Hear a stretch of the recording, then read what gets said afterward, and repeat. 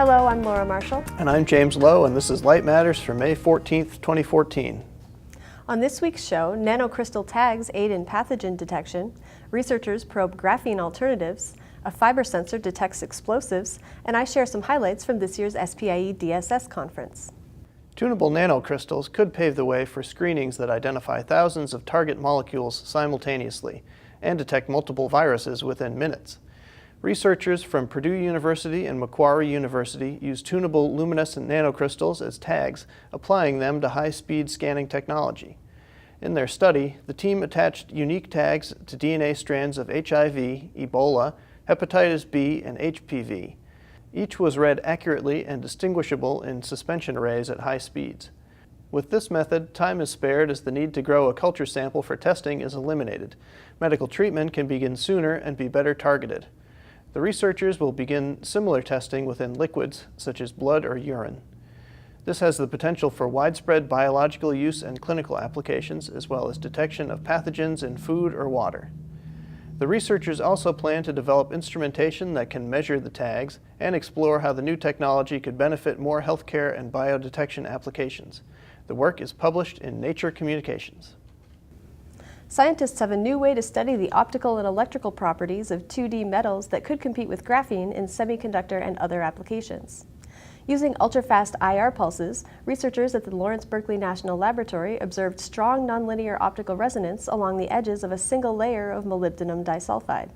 The second harmonic light generation properties may be used for the in situ monitoring of electrical changes and chemical reactions that occur at the one-dimensional atomic edges. Molybdenum disulfide and other transition metal dichalcogenides feature the same flat hexagonal structure as graphene and many of the same electrical advantages. But unlike graphene, these have direct energy band gaps which facilitate their application in transistors and other electronic devices, particularly LEDs. Until now, observation of dichalcogenides was limited to scanning tunneling and transition electron microscopes. Discovering the visible SHG properties of molybdenum disulfide has allowed researchers to easily capture the crystal structures and grain orientations with an optical microscope.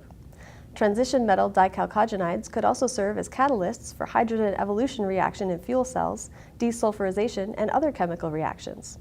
The work is published in Science.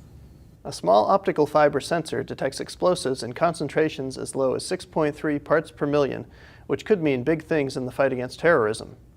A team from the University of Adelaide, in collaboration with the Australian Defence Science and Technology Organisation, has developed a fluorescent conjugated polymer that emits red light when illuminated by a green laser. The presence of explosives is detected by the reduction of the amount of red light emitted, with the analysis time totaling only a few minutes.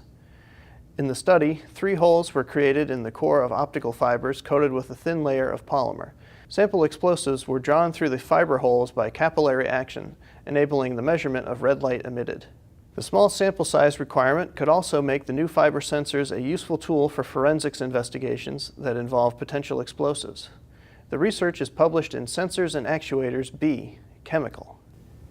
SPIE Defense Security and Sensing this year was very upbeat. The cautious optimism we saw at industry events a few years ago and any defense sector uncertainty resulting from last year's federal budget sequestration have turned into determined energy, and companies and researchers are using that energy to move forward into defense and beyond. I saw a lot of new products on the show floor, but the coolest this year might have been the FLIR One, a personal thermal imaging device that fits on an iPhone and allows users to observe invisible heat sources, see through smoke, compare relative temperatures, and even see through certain materials. The unit's enabled by the company's Lepton thermal camera core, which is so tiny it fits in the palm of your hand with lots of room to spare. This is a consumer product. FLIR's Jay James and Daniel Walker told me that the company has wanted to break into the consumer market for a while and that this is their first real foray. They said that more than 30,000 consumers have pre-ordered the units and 2,000 people have applied to create FLIR One apps. The technical sessions and industry events were as fascinating and informative as ever. A theme this year was IT systems and their importance to sensing and defense. The Trusted Systems and Defense panel discussed the technology and policy aspects of systems, devices, and components that could help large organizations better protect their data and assets. At the plenaries, Professor Dr. Ludger Overmyer of Leibniz University Hanover presented work on planar optronic systems, particularly development of large-scale polymer-based sensor foils with purely optical measurement principles, and William Rue of GE Global Software talked about the emerging industrial internet, which he said is starting a seismic shift in productivity and efficiency as machines become more intelligent thanks to ever more sensors. Companies will have to decide whether to focus on existing products and business models or to create new integrated hardware and software solutions and services that are greater than the sum of their parts. And those companies will have to get on board quickly, Roux said, because once the train has departed, there will be no catching up. Other great events were the Mirth workshop on early-stage tech commercialization and the ITAR compliance discussion by Goulston and Storrs.